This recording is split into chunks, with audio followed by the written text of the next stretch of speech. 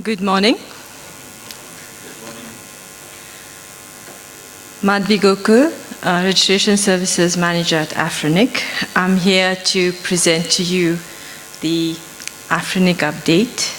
Most of you are members of AFRINIC because you network operators in Africa. So let's get started. Some internet number resource statistics. We have already issued around 6.6 million of IPv4 addresses. And AS numbers and IPv6 prefixes to our members. As at yesterday, we had roughly 13.5 million of IP addresses still left in our inventory to be issued to the members. We have reservations and these are due to a policies that requested us to reserve. So there's one latest policy, the soft landing policy, in which we have reserved about 1 million of IP addresses. And then we have the Internet Exchange, the critical infrastructure policy, where we have reserved 2/16s to be issued to Internet Exchange points operating in our region. The figures look comfortable or just normal currently, because as compared to last year, 2015 we had a peak. In fact, we exceeded a /8 of IPv4 resource issuance. But as compared to last year, we're still going as usual, business as usual, even though there has been a change in the landscape of AFRINIC. So, regarding the membership, we are membership-based organizations. We are sitting roughly slightly higher than 1,500 members, paying members at AFRINIC, and we already 8 months in the year we have done 104 new members that have embarked with AFRINIC and got their resources from us.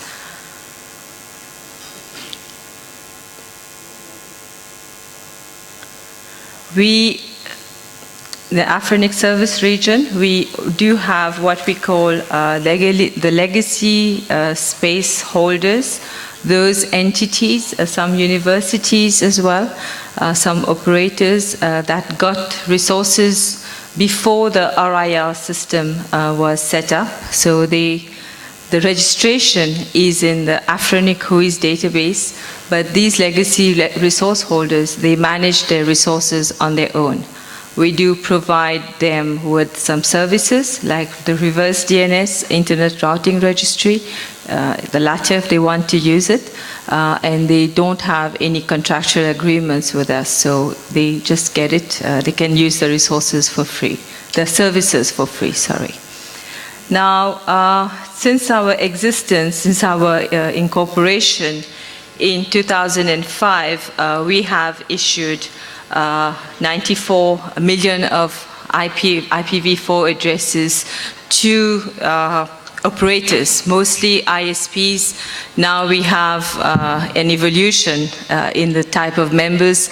They're not the traditional ISPs, they are the mobile operators as well, data center operators, hosting organizations, providers of VPNs that somehow have incorporated in our region and also originating the services from our region. The total of IPv6 prefixes, well, we have about roughly 40% of our membership that have requested for an IPv6 from AFRINIC, and they've got it. And usually the current practice has been that any member that has IPv4 they can come and request for the minimum IPv6 prefix that can be given to them. And since we've already done the IPv4 evaluation, we don't do the evaluation of the minimum allocation of the IPv6 prefix. They get it as soon as they ask for it, and they're free to deploy it. Our current fee schedule does not include any IPv6 deployment, in the fees. It's still based on the IPv4 model. So, this year, there has been a change in the landscape at AFRINIC. The reason being, on the 3rd of April, we triggered the soft landing policy. This soft landing policy was already at AFRINIC when I joined. So 2010, 2011, it reached consensus. The policy that just got implemented this year, it reached consensus way back. And we had prepared for it, keeping a last/8, the 102/8, strictly for this policy. And how did it get triggered is we had a request from one member that could not be serviced from the pool of available IPs that we had. And therefore, we had to trigger the soft landing and issue the resources from the 102/8. Since April, we have carried on evaluating resources and against the soft landing policy. So there is the operators here who have come for additional resource requests must now know that there have been changes, 90% utilization of all resources when they come for an additional prefix. So we have now in hand about 0.8 of a /8 that's available for resource issuance to our members. So the message that we'd like to send to pass on to you all as operators is activate your IPv6 deployment, because what the other regions had already run out years ago, and we're finally there. There's no RIR at the moment that is giving away resources, IPv4 resources to their members like the traditional way. They've all reached exhaustion, or practically like ARVN has reached depletion. So, you've heard me talking about policies.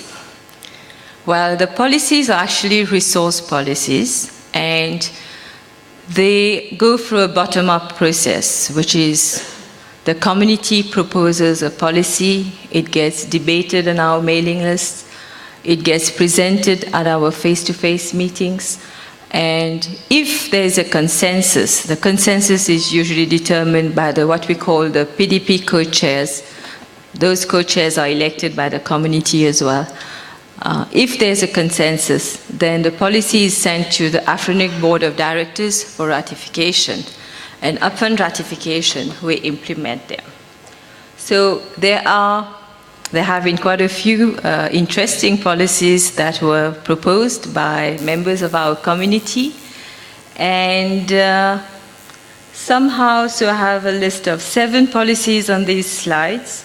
There's only one that has been, that reached consensus and was ratified and being implemented currently. The others, so we had 4 policies that got proposed this year. I do watch the mailing list, and I do know the members that we have from the Southern Africa region, South Africa and the surrounding countries. I don't see many of you commenting on the policies, even though they're resource policies and you as operators are using the resources. Any policy that gets ratified gets implemented across the board to the members, unless they're excluding a portion of the membership, which most of the time they don't. The critical infrastructure policy, that was mostly for the exchange point operators, but apart from that, It's all the resource policies are applied across the board to all our members. So let's, sorry, I think that's, all right, this slide got messed up. All right, so there's a one policy that got proposed, and it regards to changing the policy development process. So the first one on these slides here. And what the policy wants to, what the authors want to bring about are some changes, like they state like we need to have a chair and co-chair, and what are the different responsibilities that they should have. And also it introduces like different phases of the policy proposals, as well as defines a dispute and appeal mechanism that we shall, if the policy goes through, it reaches consensus and gets ratified by the board, then this will be the new policy development process, the guidelines in there, that will get implemented in our region. We have another policy, the route aggregation policy. It got proposed earlier this year, and in that policy it says that since we are in the exhaustion period, we're now in the phase 1 of the exhaustion period, where phase 1 is described in the soft landing policy. So we have just embarked on the last /8. Now, since we're in the exhaustion phase, if this policy goes through, it says it will, then what will happen is, based on the current text, it's that there is no explicit limit on the number of times a member can come and get resources from us. But for the sake of routing table conservation, prefixes will be issued as aggregates, okay, when an LIR requests multiple additional allocations. So basically, what this policy is asking us to do is try and ensure that there is aggregated space, that there's available space that can be aggregated, and for when a member is asking for additional resource requests. We had another policy that was co-authored by staff and our community, members of our community, in which they wanted to lay out a process to monitor the name server records, the reverse delegation, the objects, the name server records for the name delegations, and they proposed a phased approach to removing these records from the DNS. So the policy outlined, several phases where AFRINIC should do the monitoring and checking, notifying the contacts of the lame delegations, requesting them to update, those lame delegations so that they proper delegations. And if they don't act, then remove the delegations, and also putting in place a reinstatement of the lame delegations, because obviously the members would have to fix some of the issues eventually. So these are still the policies under discussion. We had another policy, we had several, but this is the only one that's remained now, as a policy proposal regarding the soft landing, the current phase that we're in, and future phases that we'll go to. There's still a phase 2. And what this policy says is that the phase 1 would be when 1/8 remains, the maximum allocation is a /18, and in phase 2, that's when we have 1/11 remaining as available pool. That's when phase 2 is, we enter into phase 2 at that point in time. Then the minimum is a /24 and the maximum is a /22. Now, currently, our phase 1, the maximum that we can issue to a member is a /13, around 500,000 IP addresses. If this policy goes through, then that threshold comes down to a /18. And they have also proposed allowable limit and subsequence. I'm repeating from what's in the policy, where a member can request any number of prefixes as long as but it's capped at a /18, and then they have to wait for another 24 months before they can come and ask for more resources once they've reached that limit. There's also another policy that was proposed last year. I think it's been presented at least 2 of our face-to-face meetings. It's the review policy, where if it goes through, then AFRINIC shall conduct routine audits or reviews of the resource utilization of its members. And it also allows for the recovery where usage is not in compliance with the registration services agreement, basically the contract that the members sign with us, or policy. So it's still under discussion at the moment. Another interesting one, the anti-shutdown policy, where this proposal wanted, the proposal was that AFRINIC shall put in place a process where it shall deny services to governments, okay, that order shut down a partial or total of the internet access in the country, with a stipulation that any academic or educational institution associated with the government are excluded. Okay? So the guidelines in the policy are, for the period of 12 months following the end of the shutdown, we shall allocate no resources, not assist or participate in any transfers being initiated by those governments, and also cease all suballocations of IP addresses, the requests from those governments to other entities. And in the event of a government performing 3 or more such shutdowns in a period of 10 years, all resources to the entities shall be revoked. So like the title of the slide say, these still are policies under discussion. We have one ratified policy, which is currently being implemented by staff at AFRINIC.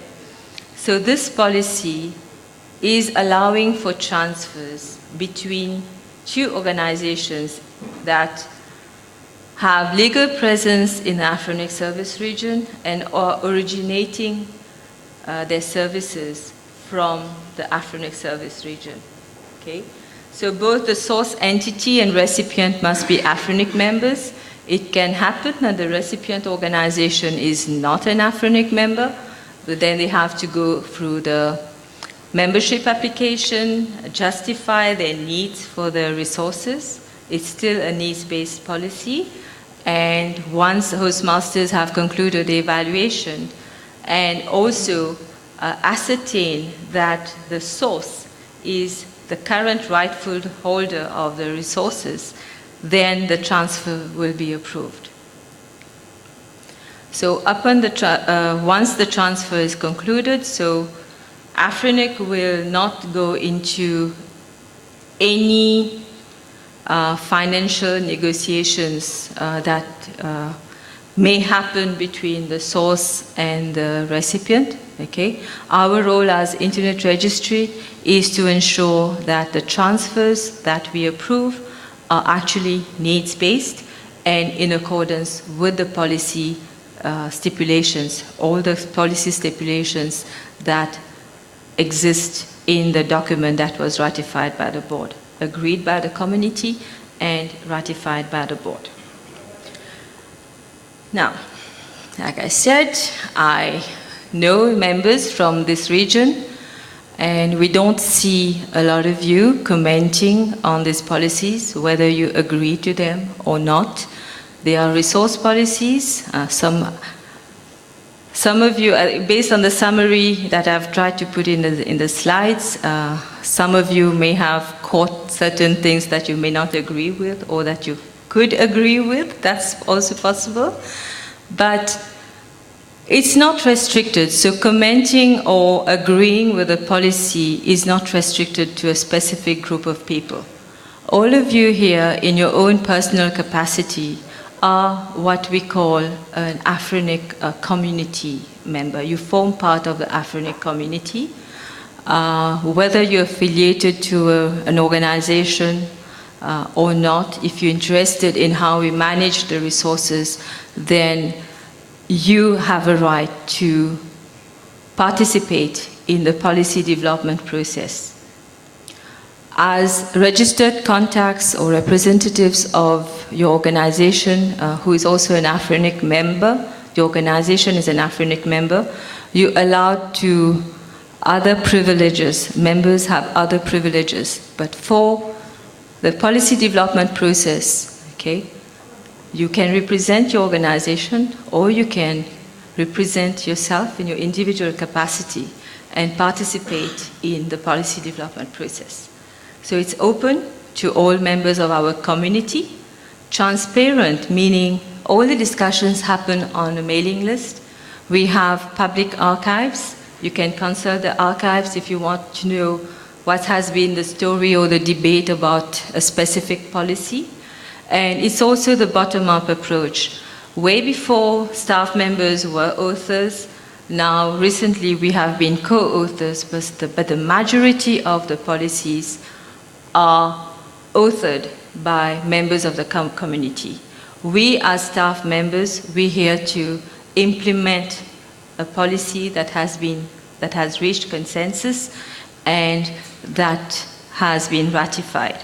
As staff members, you'll also find, if you're going on the website to check these policies out, you'll also find our staff comments. It's just us doing some impact analysis regarding how these policies will affect our operations and commenting out to the authors. Sometimes the policies have vague, very vague stipulations, and if we don't understand, when you're reading it, if you don't understand, then we have the right to seek out to the authors to provide more clarifications so that at the time of implementation, things go smoothly. So if you haven't done so, please subscribe yourself to rpd@afrinic.net and start your contributions. So now that we have reached exhaustion, the training in regard to IPv6, capacity building on IPv6 started a long time ago. Okay? Every year we carry on conducting trainings in economies in our service region. This year we selected 22 countries to host the trainings, and up till now we have been training, I think it's about 400 engineers have already been trained this year in regard to deploying IPv6. We also have the Fire Africa grant and award program. Last year, we offered 252,000 of funding to 13 projects. These funds don't come out from the membership fees. We usually receive the funding from other sources in regard to the Fire Award. And for the fellowship, we offer fellowships to people in our region to attend an AFRINIC meeting. So every year we have 2 rounds of fellowship, and usually we select about 10 to 12 people as fellows to participate in our meetings as AFRINIC fellows. And if you don't know about it, subscribe yourself to our public mailing list, announce at afrinic.net. You will receive the notification when the fellowship is open. And then you can apply, and if you're successful, then we'll see you at our next AFRINIC meetings. So the round for fellowship for AFRINIC 27 is closed, but the one for Dakar will soon be open. We'd like to also invite you to come to us to come and attend our AFRINIC 27 meeting that will happen in Lagos, Nigeria, 27th of November to 2nd of December, a one-week meeting. And also next year we'll be in Dakar for the AIS 17, where we'll have the AFNOC training, a 1 week of AFNOC training, and then 1 week of many events in conjunction with ISOC, the AF Star that we call them, AFRIN, AFIX, AFTLDs, etc., for another week long of conferences and workshops. Thank you for your attention. I take questions after this. Thank you.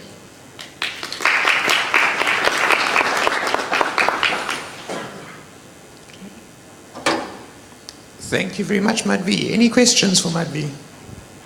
Andrew looks like he's on the prowl. Okay, while he walks up, one quick question from me. Do you have any statistics about how much IPv6 utilization is happening in Africa at this stage? There's obviously statistics being gathered by some other organizations internationally, but is AFRINIC doing anything to evaluate that for us? Okay, from my department, I don't, but it's in progress. We will have something, even if it's in conjunction with the statistics that are being prepared worldwide. Maybe next year we'll have something regarding the usage in our region. Yeah. Andrew, how many questions you have? 2 or 3, actually. Okay, all right, not many. Yeah, no, not too bad. Okay, my first question. By my calculations, you have 9.54 million addresses left before you hit phase 2 soft landing. Mm-hmm. What's our kind of estimated time at current allocation rates, and has there been any decrease in the allocation rates since the advent of the soft landing policy coming into effect in April? Okay, the trend, it has been a very comfortable trend, and I think one of the causes is many of the big operators since 2015, they have been coming and getting their prefixes, like big prefixes, and they're only waiting, to reach the 90% usage that the soft landing policy requires before they come and get resources. Now, we have been receiving additional resource requests, but since the evaluation could not even be started because the 90% usage was not reached yet at the time of the request submission. So we have, so the requests are coming in, but some can't be evaluated because they're not compliant with the policy yet. And in regard to the projections, well, I can't project. There's no specific formula. We've tried using different models, but in our region, there is no average growth rate. But we expect that once our membership, the big requests start coming in, then we'll have a more comfortable projection that we'll announce to the community. Okay, my next question, that 90% utilization mark.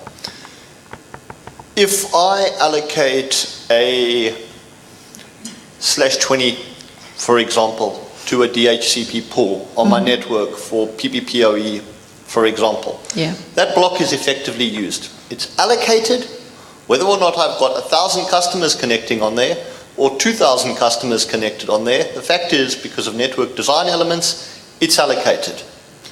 Does AFRINIC count that as used towards my 90%? Or are they going to start asking me for bizarre things like average DHCP lease allocations, which simply don't make any sense anyway because you can't really track that? Where does it stand? No. Hi, it's Nishal, troublemaker. Sorry, I'm cutting in because the question I want to ask is pretty much what he wanted to ask, but with a slight difference, and I think it'll make more sense if you can answer them, as version part 1 and part 2. Along with what he said, A particular dysfunction in the internet community in South Africa is that a lot of that stuff has to happen through sometimes a third-party network like Telkom South Africa. So while Andrew might have control of it, in his case, for his PPPoE leases, you're not always able to get those kinds of statistics for people like the DSL pools in South Africa from Telkom. What would your advice be to, well, the folks sitting here, because they're the ones that have to deal with you for instances like that? So yeah, it's the same question, but of course Andrew's got part one and my questions are part two. Thanks. All right. Based on precedence, the registration of usage on the WHOIS database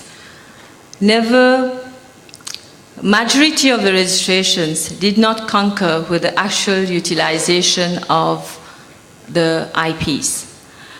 In the previous policies, we had a section where they say reservations are not counted as used, all right?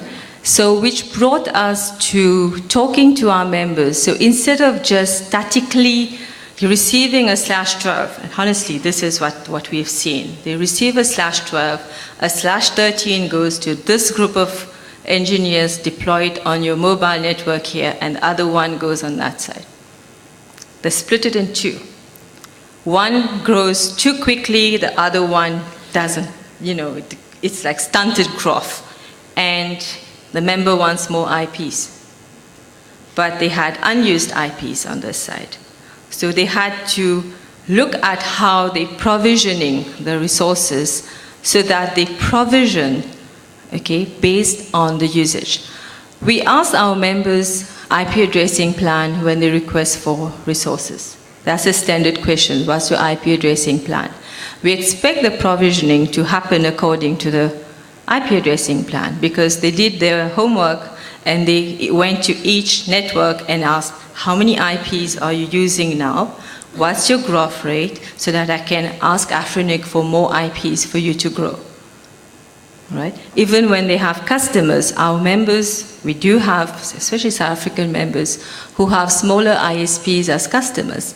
Okay? That's the question that these members should be asking their customers as well, because everything is justified needs. All right?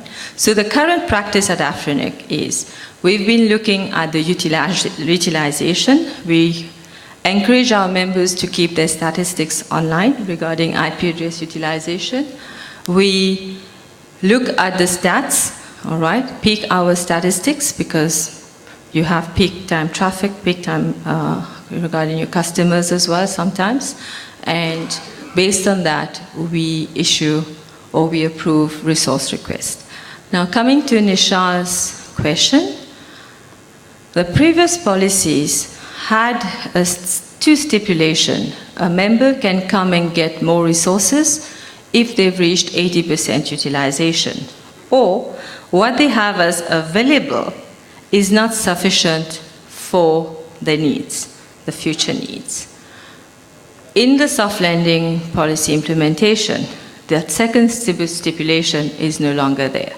The criteria is 90% usage, all right?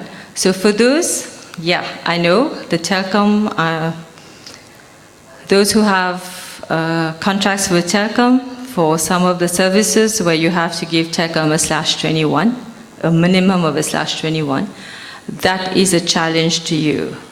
So how do we go about that? You could propose a policy change to enable it to cater for your needs. But if I have, we as staff, we're looking at the policy and we would, we would look for the 90% usage. Alan, you had something to say? Yeah, I'll turn this on. All right. It is on? Okay, great. Hi, I'm Alan Barrett. I thought I'd just jump in here if you don't mind.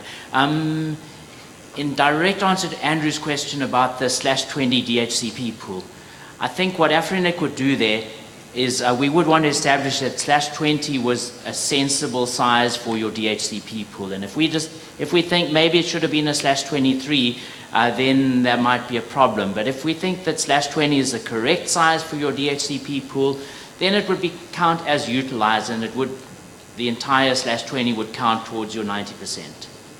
Okay, yeah, it's just a case of how that evaluation is happening, which goes on to my third question, which should highlight some things as well. My third question is regards allocations and the documentation that AFRINIC requires. And I've been on about this for a long, long time, but I'm going to bring it up again.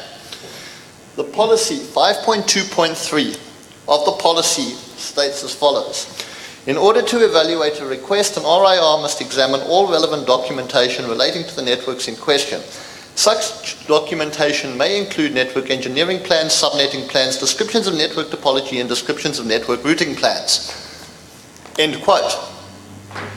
What that does not say is invoices, confidentially sensitive invoices for hardware that I have purchased. It does not say TeamViewer access to see how my network is configured with confidential IP access. It does not say prove. It says demonstrate. There has to be a level of trust. So why are allocations from AFRINIC, even on the small ones, taking weeks and weeks and weeks while we produce document after document after document under no NDA, and you cannot give me the confidentiality clause in the RSA because it will not hold legal muster.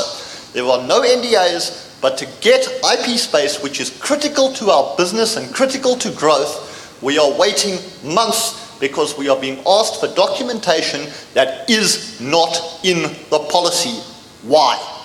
Okay. We interpret policies. Okay, the policy provides guidelines, and we have had to interpret the policies. Now, yes, we have asked for evidence of infrastructure, but let me start then with how we proceed. An ISP in South Africa, they have a license from ICASA. They come to AFRINIC and would like to request for membership and resources. For the minimum allocation, we accept the license and the IP addressing plan. If they grow average growth, okay, then we will not ask for more information. But suddenly this ISP comes and says, we providing LTE services and we need a /12. Right? So then the evaluation is different for those requests. So we seek evidence, okay? We seek evidence that indeed these services will be provided. That can be in the form of, if it's a licensed service, can you provide us with your license? Have you invested with your infrastructure? Now, when we do ask for the proof, the evidence of the infrastructure, so for example, invoices, etc., that's because these sometimes are the easiest documents. We don't want to look at the financial figures. I don't want that. We've always told our members, you may hide any confidential or financial information on those documents. Okay? What we're looking at is what we call maybe the bill of materials here. Okay? That shows us that this member, that this organization, this operator has invested in the infrastructure that will be requiring a fair amount of IP address space. Okay? That's the current process. Any big jump in resource request, we would ask for more details. Okay. All right. Alan, you've got another comment or question? Yeah, thanks. Let me add to that. The policies require evidence or justification. They certainly do not require proof. Proof is a much higher standard, and we do not expect that. We might sometimes use the word proof by accident, but what we're really looking for is a demonstration or evidence. And then the criteria in the policy, Andrew, you listed a long list of things that's not an exhaustive list. We can certainly ask for other things. And you're also free to say, no, you don't want to provide it. So if you don't want to provide invoices, that's fine. presumably we can work together to figure out some other way that you can show evidence that you really need the space. For us, the essential thing is that you have the evidence, that AFRINIC has the evidence that you need the amount of space that you're applying for. And on the one hand, we have people complaining that it's too difficult to get IP address space, and I certainly sympathize with that, and in some cases, maybe it is. But on the other hand, we have people complaining that that other guy got too much space without it having to justify it enough. So it's kind of difficult for AFRINIC to balance these two competing viewpoints of one, ask the other guy more and more questions, but ask me less questions. Thanks. Yeah. Malcolm. So we do have a script. It's not a script, but it's like hostmasters use common sense, and based on what you see in these guidelines, ask the appropriate questions that, we can't ask the license of a hosting provider, for example, if that's not a hosting service. And also in regard to the policy interpretation, our policies date back to 2005, when we did not even have like data center operators or hosting services, etc. We had a very vague definition of, we had a definition of what a local internet registry is, okay? And then there is another line there, they like ISPs, okay? How many of you in the room operate the traditional internet service provider that existed in 2005, say in the period of 2005 to 2010, for example? There you go. Now, the policy interpretation, if there's no specific change in policy, sometimes we as staff, we have updated our interpretation of the policies in the interest of the membership. Okay? Even with the telecom case, I know I worked on it, I debated whether I should just refuse the access or the new request for the telecom IPC, and that's since 2010, until we sat down, we brainstormed, and we looked at the policy and says, no, we can go with this. All right? And Amrish, you had something to say? Yes. I think, sorry, Malcolm, let's do you first. I don't know if he wants to say something. I just wanted to answer Graham's question, but I can go afterwards. Okay, thank you. All right. Okay, I just had two quick comments to make. I know Alan mentioned that if you are, for example, there was an example given of putting a /20 on a DHCP, and he would say that it would be investigated reasonably. I didn't know that AFRINIC was in the business of telling us how to run our networks and how we allocate IP address space. I thought that's the decision of the operator, and as it stands, that's what's in the policy. We choose how we, so I don't know how we get involved with that sort of thing, and I would strongly object to AFRINIC telling us, for example, where and how we're allowed to use our IP address space. I think that's the decision of the operators themselves. The second comment I'd like to make is, I think the fundamental flaw, even with this exhaustion policy, is not so much that, it's the adoption of IPv6. And pushing IPv6 first should be the policy that goes out. So when somebody applies for IP address space, one should give them IPv6, the end, and force them, if they then want to, after that, apply for v4 address space. Because, I mean, let's not kid ourselves, it's going to run out, and guys are going to have to use v6 at some stage. So why don't we look at enforcing that potentially as a policy? Okay. Just to follow on from Malcolm's comments, would it be practical to allocate IPv6 blocks to members while you are busy with the review of an IPv4 application? To give them an opportunity to deploy on IPv6 while they're waiting for other evaluations to continue? Sometimes we receive the v4 request and followed by an IPv6 request. When we look at it, we have two teams working now. So they look at the team working on IPv6 request. If the member is in good standing, they have paid, they will issue the v6 while the v4 evaluation is carrying on. But what we cannot do is, unless there's a policy stipulation, we can't force a member to get their IPv6. They ask for it, they can get it. If they don't ask for it, we will not give it to them. So that asking now, shall it be prompted by a policy? I don't know. Now, in regard to Malcolm saying like AFRINIC, we will not honestly, we cannot tell you how to operate your network. But when we look at the policy, and if we sense that somehow that member is not policy compliant, and by just using provisioning techniques that we were all taught when we started into networking, if they start using provision techniques, then they can be policy compliant. Maybe not now, maybe in 3 months' time, we do it.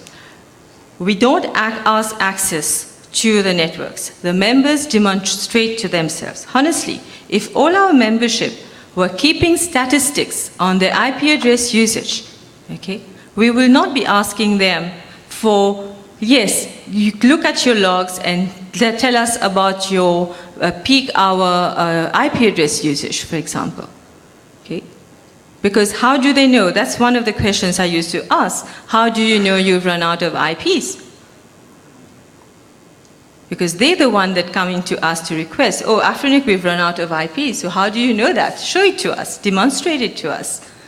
That's all we've been asking. So sorry, I know there could have been a couple of very clueless people who had to be told where to look for the information, okay? But since the past 3 or 4 years, that has not happened. All right? So, Amrish, over to you to respond to Abraham. There's Mark. It's on. It's on. Mark. It's on. Hello. Yes, I'm Rich from AFRINIC. So I just wanted to respond to Graham about data collection on IPv6. We haven't been doing it except for surveys that the capacity building team has been collecting, mostly on the qualitative side of what are the challenges, what are the hurdles they're having for IPv6. But we are thinking of running a measurement campaigns where we are going to collect data using a JavaScript tool that is basically going to run measurements on the client side and see whether those people are connecting using IPv6 or they're behind a NAT or things like that. So this data should be, this campaign should run maybe for 3-4 months and then be presented early next year. Otherwise, we will also get data from existing sources such as Google. Google is using their Google search, and AFRINIC is using YouTube ads to collect IPv6 measurements. So we will get those data as well and correlate them with ours. Yeah, thank you. Mark? Hi, I'm Mark Elkins from the local internet community. Thank you very, very much. People should realize, especially in this room, that 30 to 50% of anything to do with the internet in Africa comes or is in South Africa. Therefore, 30 to 50% of AFRINIC members are from South Africa and contribute something like 30 to 50% of the funds. And I thank you very much for chastising us for not being more involved in the policy system, because the apathy that I believe is apathy that we get from South Africa in the AFRINIC community it's not good. The reason I jumped up is you said ISP license, and it's normally ISPs that get IP address space after all. But you should remember very clearly that an exchange point or a critical infrastructure provider or any hosting providers, none of those people need ISP licenses. Sure. But they are still quite eligible for IP address space. Yes, and sorry to interrupt, but the others, and you did self-correct. Yes, you did self-correct after time, okay. But that is the reason I jumped up. Mm-hmm. And I was going to do a chicken and egg, but I'll leave that one for later. And just a quick follow-on from Mark's comments. In South Africa, there's no reason why an enterprise user can't get IP address space for themselves either. And so obviously they would not require a license. Their service providers require licenses, but there are many large enterprises in South Africa who also have their own Let's address not get fixated on the license. If you have a license and an IP addressing plan, you can get, that's like those are the fast tracks. You can get resources. If you have infrastructure and you're using IP addresses, as long as you are legally domiciled in the AFRINIC service region and originating the services. So that's where we ask for the evidence of the infrastructure as well, and contracts with your upstream providers. Who's providing upstream connectivity to you? So those are the other criteria that we look at for the operators, for the organizations that have a network, but they're not a licensed operator. That applies to South Africa, outside South Africa as well. We have banks that are members. Okay? Every month we do have a couple of banks joining us because they operate a network and they want IP addresses to use on the network. Okay? So there are minimum criteria, okay, and some other criteria that we look at, but that depends on the size of the resources being requested. The higher they are, the deeper the scrutiny. Okay. Thank you very much, Madhvi. Thank you.